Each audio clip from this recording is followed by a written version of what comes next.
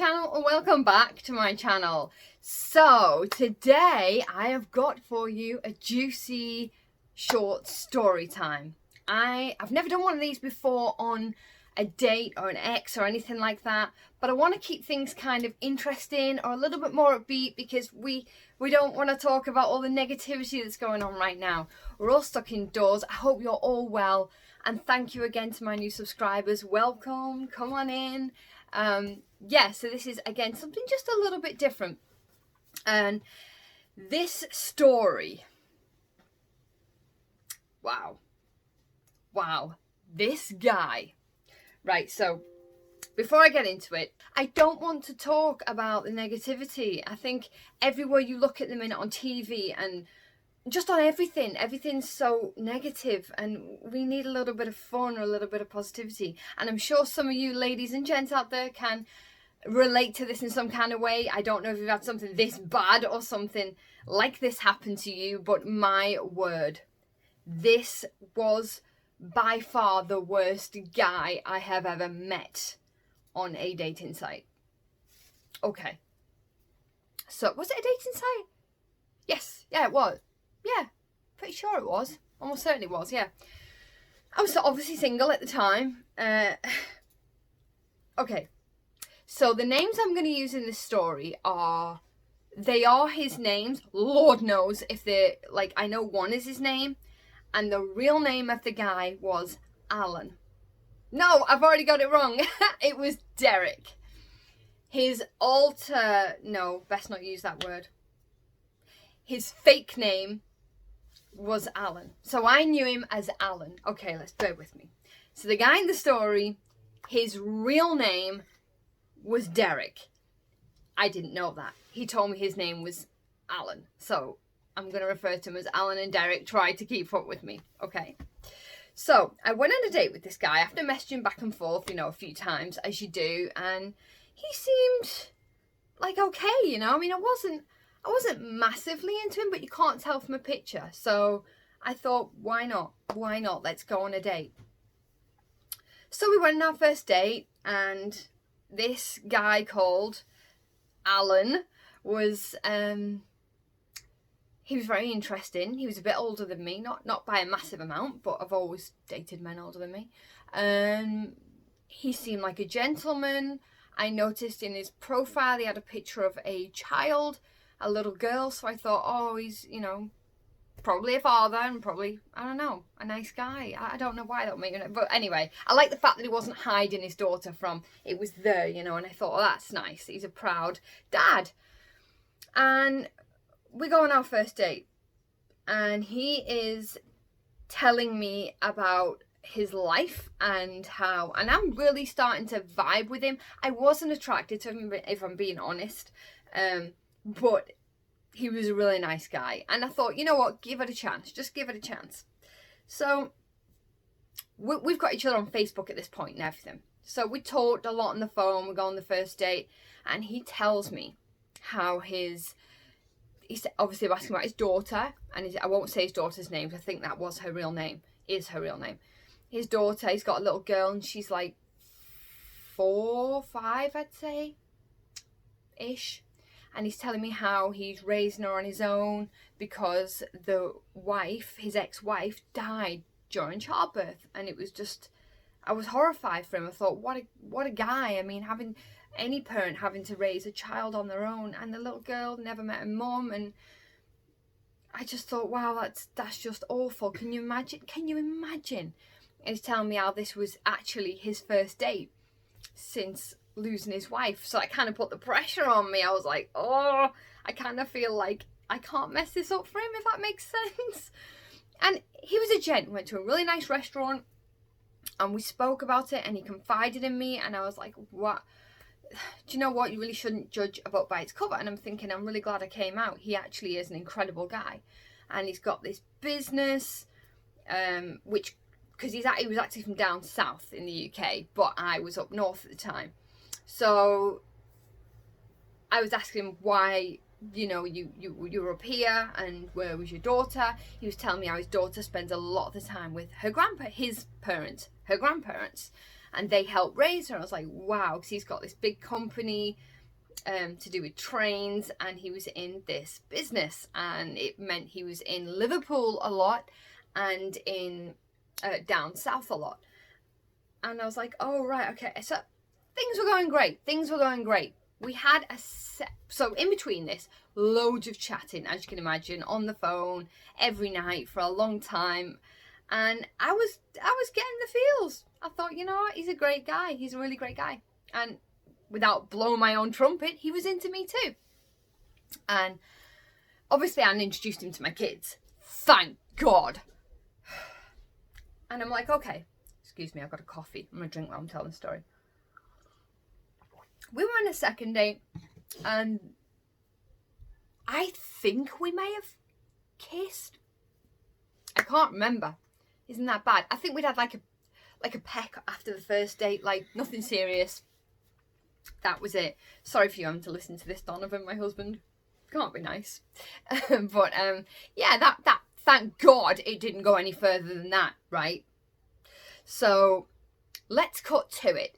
Everything's going really well. And then we'd had a second date that had also gone really well. And then he was talking to me a lot, and he wanted to come get me to go out or meet up with him this one evening. I was like, no, you know what? Because he was in my neck of the woods. And I said, you know, I'm not, I wanted, you know, you're just not feeling it. You don't want to put makeup on and go out. And I said, I'm just not feeling 100%. And I was getting a bit of a headache, and I know my bit of a headache can end up spiraling into a migraine, whatever. So I didn't go, because it was quite a good offer as well, to go out to this really nice place. And he had some friends locally that were working for his company that would have been out. And I'm thinking, wow, amazing. I go to bed. Think nothing of it, go to bed. And then my phone rings, and it's like 2 a.m. It's 2 a.m. And I'm like, oh my Lord, this guy's drunk. Which, you know, we've all done it. And when you're in a new relationship, you want to be around that person. And I wouldn't even say it was a relationship. We were dating. So I'd had a few texts. My phone was going off while I was trying to sleep, and I thought, I'll pick it up in the morning. So then he calls, and I missed the call. I thought, I'm not picking up because I just don't want to get into it. I'm tired. You know how it is. You don't, that's how it was. So I let it go to voicemail. And then curiosity, you know, got the better of me. So I picked up my voicemail. And yeah, Alan had left me a voicemail. And I'm like, okay. But then I'm like, why didn't I notice on the phone? Sorry, that was why I didn't pick up. I pretty much knew it was him, because who else is gonna call me at that time? But it wasn't his number. That's right. It was a different number, and I was like, that's strange. But whatever. It's gonna be him. Maybe he's borrowed a friend's phone. I don't know. Let's check the voicemail. That was why I checked the voicemail. And yeah, it was him. And he didn't say anything in the voicemail. He was clearly wasted, drunk in it. But he didn't say anything about, he just like, oh, I miss you so much. I can't wait to see you again. All that good stuff. And I thought, why didn't it, has he got 2 phones? Why didn't he go, hey, I'm on my friend's phone? I thought, maybe he's just drunk. No, that doesn't make any sense, because he was, so I called the phone back. I didn't call Alan's number back that I had stored in my phone. I called the number he called me from. I think, you know where this is going. Well, you can't possibly. So I call this number back. And it goes to voicemail. And this is the moment, ladies and gentlemen. It goes to voicemail. Voicemail. I won't say his surname, but I'll say his real name. It was his voice. Hi, this is Derek's voicemail. Derek, please leave a message. And I'm like, what? What? I'm sure that was just Alan's voice. But that's a Derek. What? Derek, let me hear it again. So I play it again. So I ring it again. Goes through again. I'm like, that definitely says, wait. Bear in mind, it's the middle of the night, early hours in the morning. My head is, I'm like, hang on.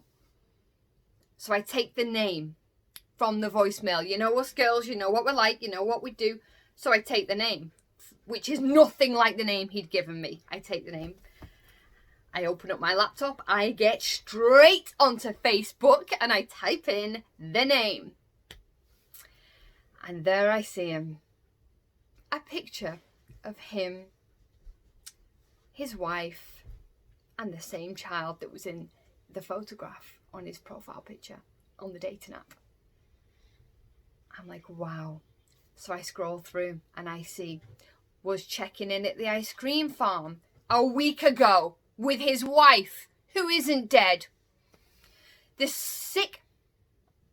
So I'll go back to what is the sickest part of this whole story, which is obviously lying about your wife being dead and cheating on her, is this. So I'll go back to that now. So then I get my ducks in a row in my head. I'm like, okay. So then I call Alan, which we now know is Derek, back. But I called him on his phone. The phone I have. And I'm like, it rings. And he picks up and he's like, hey. And I'm like, hey, Derek, you okay? And he goes, yeah. Wait, you just called me Derek. I said, yeah, I did. I did, Derek. That's your name, isn't it? Derek, your wife's beep. Your daughter is beep. And she is not dead at all. You're sick. You're actually... And you know what he said to me? Do you know what he actually said to me? How did you find out? No one's ever found out. And I'm like, oh my goodness. So I'm just like, don't ever call me again. You're sick. Don't contact me. I didn't tell him how I found out. I just thought I'd let him figure that out for himself. So I hang up and then I get straight back onto Facebook. And I go to his profile, the fake profile, which has got loads of people on it. And I'm thinking, well, all these people on this Alan profile don't know the real Alan. Because Alan is Derek. And I went through his friends list. And lo and behold, they were mostly pretty much all women. One of which I am still friends with today. So I out this guy. I outed him on this Facebook page, on the Derek page. And I contacted every single female in there. And I'm like, listen. I said, don't go harass his wife. Don't go. But here's the deal. Because I didn't want for them to go, harass his wife or his kid. I don't know how much of what's told me is true. But his kid looked young. But obviously, I just took a picture of his real profile and gave it to them, let them figure it out for themselves. They were like, oh my gosh, I've been dating him. Some of them have been with him for like 8 months. 8 months. And they all had, well, the ones that I spoke to, the ones that got back to me straight away, different stories. He told some of them she was a cheat and left him after the child was born. I was the only one he told that she died. How in God's name do you think you're going to get away with that? How do you think you're going to get away with that? The guy's going around sleeping with women thinking he was going to get away with that. So let me cut to the sick part, as if that all isn't bad enough. The girls were very grateful to me, by the way. They were very grateful that we outed this guy, we reported his profile, we got shut down. I never ended up contacting his wife because, I don't know, I figured I wasn't the only one. I wasn't going to be the last. But I did tell him, because there was communication after that where he's begging me, I'm going to leave my wife. I said it because I didn't think you'd even date me and I thought you were too good for me. And I was like, your wife is too good for you. Anyone is too good for you. I'm like, dude. So he carries on texting me, and I'm ignoring it to the most. And I'm getting angry every now and then, sending them like real venomous texts back. And I'm like, right, okay. I'm thinking this guy's a psychopath, and he's an outright psychopath because when he was telling me about how his wife died, he told me she died during a home birth. He told me that the placenta had come away, which caused her to bleed to death. This is some graphic detail he's telling me. And of course I believed it because of the detail that he's telling me in. And I was like, I think I was even crying when he was telling me. I was horrified. Now you've got to remember now. This guy has made all of that up. Excuse me. Sorry about that. This guy has made all of that up in detail about how his wife died and the funeral, and